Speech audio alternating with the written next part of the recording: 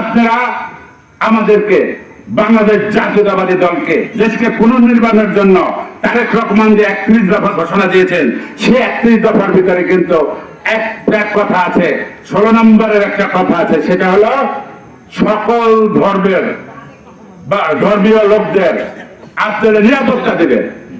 সেই নিরাপত্তা দেওয়ার ব্যবস্থাকে তো আমার নেতা তারেক রহমান ঘোষণা করছেন। বাংলাদেশের অর্থনীতি কিভাবে পরিচালিত হবে, শিক্ষা ব্যবস্থা কিভাবে পরিচালিত হবে, বৈদেশিক নীতি কিভাবে পরিচালিত হবে, কৃষকের কিভাবে উন্নয়ন ঘটবে, শ্রমিকের কিভাবে উন্নয়ন ঘটবে, সবকিছু আমি এটা দেবো একটু পরে আপনাদের হাতে। সবকিছু 31 দফার ভিতরে। এই 31 দফা হলো বাংলাদেশের মানুষের মুক্তির সনদ। হিন্দু, মুসলিম, ধর্মীয়, অন্যান্য সকল ধর্ম, দল, মত নির্বিশেষে সকল মানুষের মুক্তির সনদ হলো 31 দফা।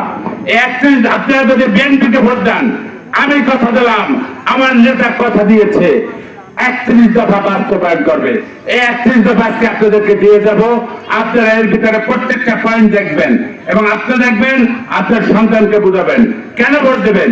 আজকে বাংলাদেশের যারা বিরোধিতা করছে, বাংলাদেশকে নিয়ে যারা চক্রান্ত করছে,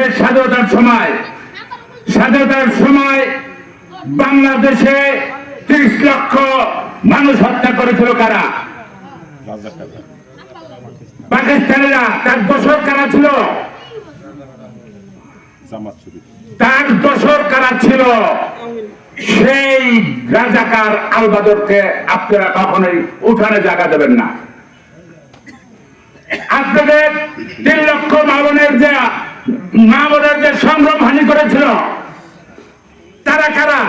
কাদের সহযোগিতায়? বাংলাদেশে লুকিয়ে থাকা পাকিস্তানের দালাল রাজাকার আলবদররা। কে ঠিক বলছে কিনা বলেন? আজকে সেই 3 লক্ষ যে মানে মা বোনদের যে সংগ্রাম হানি হয়েছে, তার ভিতরে কিন্তু একটা বেশিরভাগ অংশ ছিল হিন্দু সম্প্রদায়। কি দাদা ঠিক বলছি? এই হিন্দু সম্প্রদায়, তাদেরকে এই স্বাধীনতার বাংলাদেশে পরবর্তীতে বাংলাদেশ থেকে লক্ষ লক্ষ হিন্দু পরিবার কিন্তু ইন্ডিয়া চলে গিয়েছিল। তারা মুখ দেখাতে পারে নাই। এই রাজাকারদের পরবর্তীতে স্বাধীনতার পরে যারা লাল বাহিনী, নীল বাহিনী, রক্ষী বাহিনী করেছিল, শেখ মুজিবের নেতৃত্বে, তাদের নেতৃত্বে যারা লাল বাহিনী, নীল বাহিনী, রক্ষী বাহিনী করে, তাদের নির্যাতনে, এই জমিদারদের শাসনে আমার দেশের, বাংলাদেশের ভূখণ্ডের মালিকেরা, এই হিন্দু সম্প্রদায়েরা একটি বড় অংশ আজকে ইন্ডিয়া বসবাস করছে। তাদের জায়গা, জমি, ঘর বাড়ি সব ছেড়ে রাতের অন্ধকারে তাদের যেতে হয়েছিল। আমরা হিন্দু ভাই বোনদেরকে বলবো, আপনারা সজাগ হবেন। আমরা ঘোষণা দিচ্ছি, দানের শেষে ভোট দিলে আপনাদের জান মাল নিরাপত্তা ইনশাআল্লাহ আমরা